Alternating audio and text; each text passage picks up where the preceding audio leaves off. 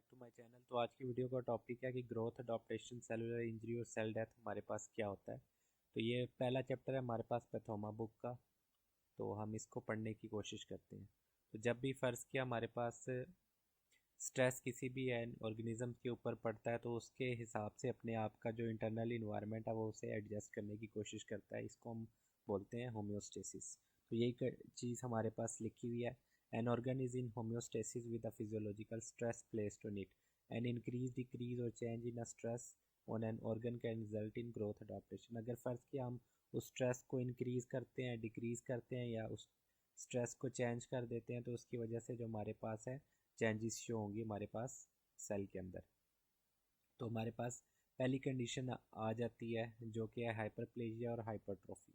अब हम देख लेते हैं कि क्या कंडीशन है। अब हाइपरट्रॉफी का मतलब है इंक्रीज इन सेल साइज और हाइपरप्लेजिया का मतलब है increase in number of a cell. अब ये अक्कर किस तरह होते हैं तो इसके लिए आपको ये भी जानना ज़रूरी है, सिर्फ डेफिनेशन से आपका यहाँ पे काम नहीं चलेगा। तो an increase in stress lead to an increase in organ size. जिस तरह से हम स्ट्रेस को बढ़ाते जाएंगे उसी तरह करते करते हमारे पास क्या है, जो सेल का साइज़ है वो भी इंक्रीज़ करता जाएगा और एट द एंड रिजल्ट हमारे पास क्या होगा, ऑर्गन का साइज़ जो है वो इंक्रीज़ होगा। जैसे कार्डियोमायोपैथीज में हो गया हमारे पास, इस तरह की कोई भी कंडीशन है जिसके अंदर हमारे पास स्ट्रेस बढ़ जाता है किसी भी एक मसल पे, जैसा कि स्केलेटल मसल हो गया, या हमारे पास जब हम एक्सरसाइज करते हैं तो उसकी वजह से स्ट्रेस बढ़ता है तो हाइपरट्रॉफी होती है मसल की। ठीक है, अकर विया N increase in a size. अब ये जो हमारे पास ऑर्गन का साइज इंक्रीज होगा ये दो तरह से हो सकता है, हाइपरट्रॉफी और हाइपरप्लेजिया की तरफ से। अगर साइज इंक्रीज हो रहा है तो उस कंडीशन को हम बोलते हैं हाइपरट्रॉफी, और अगर हमारे पास नंबर ऑफ सेल्स इंक्रीज हो रहे हैं तो उस कंडीशन को हम बोलते हैं हाइपरप्लेजिया। अब hypertrophy involve gene activation, protein synthesis and production of organelles. अब हमारे पास हाइपरट्रॉफी अक्कर किस तरह होता है, इसमें हमारे पास क्या है, जीन एक्टिवेशन होती है, उसके बाद हमारे पास प्रोटीन सिंथेसिस होती है और उसके बाद प्रोडक्शन ऑफ ऑर्गेनेलीज होती है हमारे पास। तो इसका हमारे पास जो बेसिक कॉन्सेप्ट क्या है, ये bye means of gene activation होती है जो कि फर्दर हमारे पास काम करते हैं और सेल के साइज़ को इंक्रीज़ कराते हैं। इसके बरक्स जो हमारे पास हाइपरप्लेजिया है उसमें हमारे पास क्या होता है, production of new sales from stem cells. हमारे पास जो है स्टेम सेल्स के थ्रू प्रोडक्शन होती है डिफरेंट नए सेल्स की, उस कंडीशन को हम क्या बोलते हैं, हाइपरप्लेजिया। अब स्टेम सेल हम किसे बोलते हैं, स्टेम सेल एक ऐसा सेल होता है जो किसी भी चीज़ में हमारे पास फर्दर आगे जाके डिवाइड कर सकता है, वो कोई एक स्पेसिफिक नहीं होता, तो उस कंडीशन को हम बोलते हैं स्टेम सेल।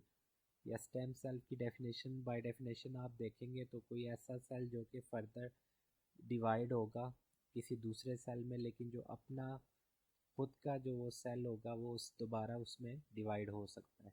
ठीक है, तो इसको बोलते हैं हम स्टेम सेल। अब हमारे पास आ जाता है hypertrophy and hyperplasia generally occur together.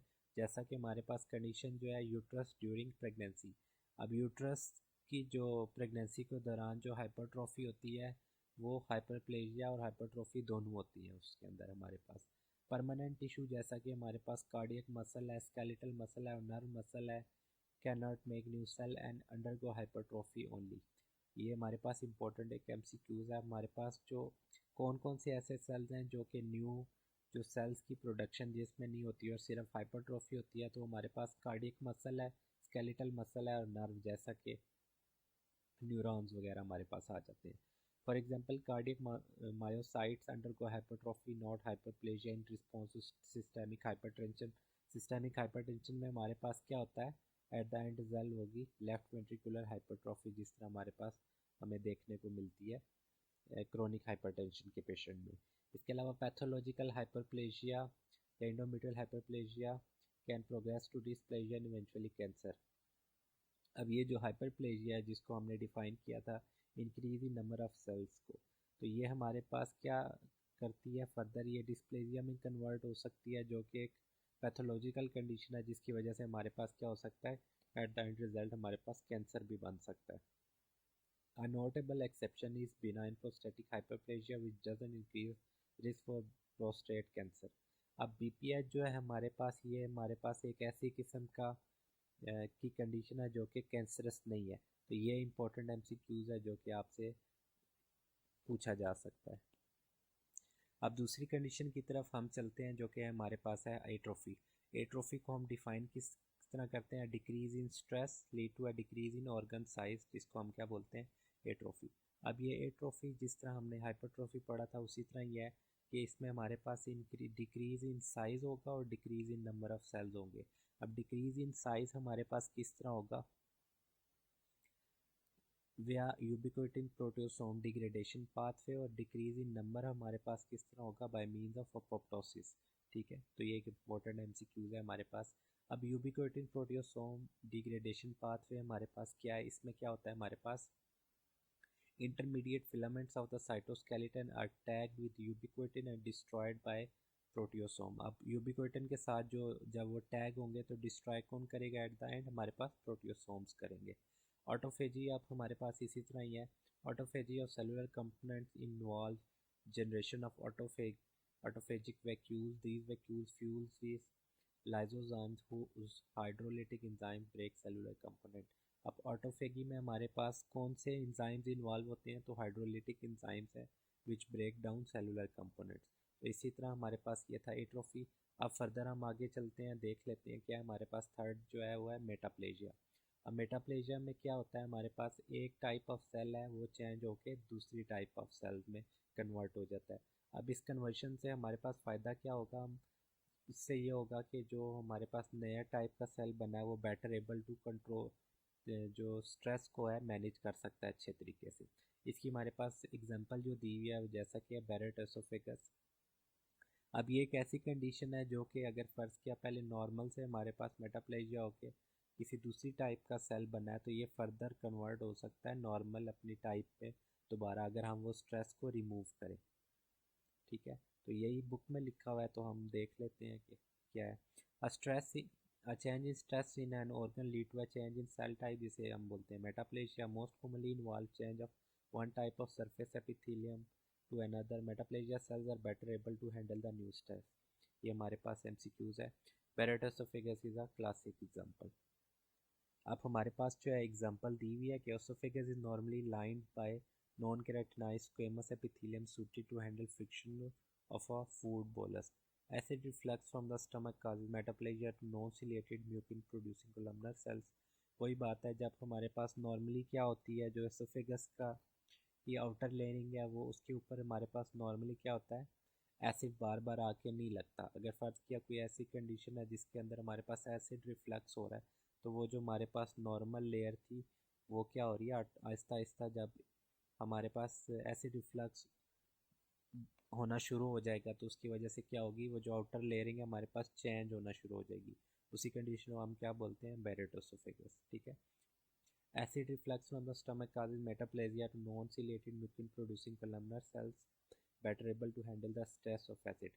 Metaplasia occurs via reprogramming of stem cells which then produce the new cell type। अब ये किस तरह होती है हमारे पास, इसका मैकेनिज्म क्या है, तो इसमें हमारे पास होती है reprogramming of stem cells which produce new cell type।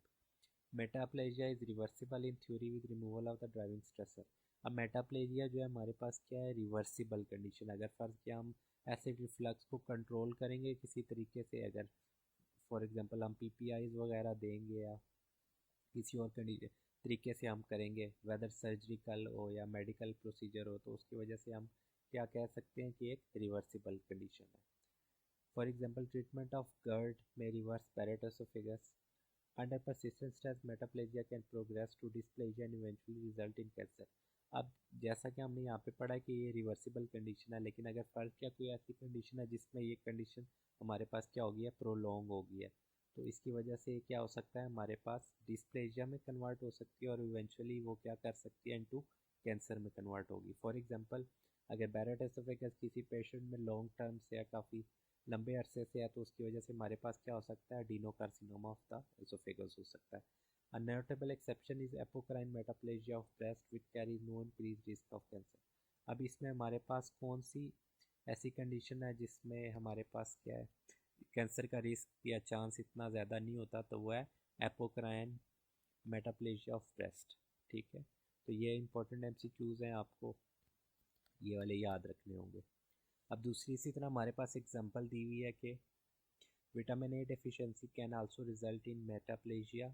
Vitamin A is necessary for differentiation of specialized epithelial surfaces such as the conjunctival covering of the eye. यही हमारे पास आपने फिजियोलॉजी में पढ़ा होगा। इसके अलावा अगर फ़र्ज़ किया कोई ऐसी कंडीशन है जिसमें हमारे पास विटामिन ए की डेफिशिएंसी होगी है तो उसकी वजह से क्या होगा, हमारे पास the thin squamous lining of the conjunctiva undergo metaplasia into stratified keratinized squamous epithelium. This change is called keratomalacia. तो विटामिन ए डेफिशिएंसी की वजह से हमारे पास कौन सी कंडीशन हो सकती है, उसे हम बोलते हैं केराटोमलेशिया। ठीक है, इसी तरह हमारे पास आ जाता है मेसेनकाइमल या connective tissue can also undergo metaplasia. Classic example is myositis ossificans, जिसमें हमारे पास क्या हो जाती है, बोन फॉर्मेशन हो जाती है आफ्टर ट्रॉमा। ठीक है, तो मायोसिटिस ओसिफिकेंस भी हमारे पास एक एग्जांपल है मेटाप्लेजिया की।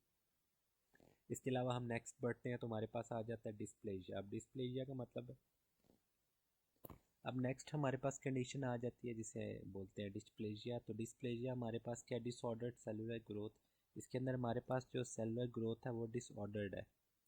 कहने का मतलब है अगर फ़र्ज़ किया कोई ऐसी कंडीशन है जिसके अंदर हमारे पास एक, ये हम सर्कल ले लेते हैं, इसके अंदर ये एक छोटा सी टिश्यू था जो दोबारा से बनना था, रीजनरेट होना था। अगर फ़र्ज़ किया इसकी रीजनरेशन है जो कि कवर कर लेती है इस पूरे एरिया को या इससे भी ज़्यादा आगे बढ़ जाती है, तो इस कंडीशन को हम क्या बोलेंगे, डिस्प्लेजिया या disordered growth.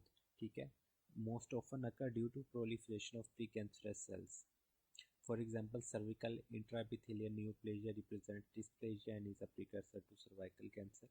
Often arises from long-standing pathological hyperplasia, जैसा कि हमारे पास अभी हमने ऊपर एग्जांपल पढ़ी है, इंडोमेट्रियल हाइपरप्लेजिया और बैरेट एसोफेगस। ठीक है, डिस्प्लेजिया इज रिवर्सिबल। तो ये एमसीक्यूज है आपके पास कि मेटाप्लेजिया भी रिवर्सिबल है और डिस्प्लेजिया भी रिवर्सिबल है in theory with alleviation of in-sitting stress. If stress persists, dysplasia can progress to carcinoma. अगर फ़र्ज़ किया कोई आपसे एमसीक्यूज में पूछता है कि मेटाप्लेजिया ज़्यादा ख़तरनाक है जिसमें हम कैंसर की तरफ जा सकते हैं या डिस्प्लेजिया, तो उसमें हमारे पास क्या, डिस्प्लेजिया जो है ज़्यादा हुआ ख़तरनाक है। ठीक है, तो अब नेक्स्ट जो है और आखिरी टॉपिक जो हमारे पास है वो है एप्लेजिया और हाइपोप्लेजिया। एप्लेजिया का मतलब है failure of cell production during embryogenesis, जैसा कि हमारे पास आ जाता है यूनिलैटरल रीनल एजेनेसिस। एप्लेजिया में हमारे पास क्या है, सिरे से जो है सेल्स की प्रोडक्शन होएगी नहीं, जैसा कि हमारे पास क्या है, रीनल एजेनेसिस में हमारे पास किडनी की फॉर्मेशन नहीं होती, तो वो एक टाइप ऑफ एप्लेजिया है। ठीक है, इसके बरक्स दूसरा हमारे पास जो टाइप है वो है हाइपोप्लेजिया। तो hypoplasia is a decrease in cell production during embryogenesis resulting in a relatively small organ, जैसा कि streak ovary in Turner syndrome. Aplasia में हमारे पास बिल्कुल सिरे से ऑर्गन की फॉर्मेशन हुई नहीं थी और हाइपोप्लेजिया में हमारे पास जितना नॉर्मल साइज में ऑर्गन बनना था उससे कम साइज में वो ऑर्गन बना है या कम ऑर्गन बना है।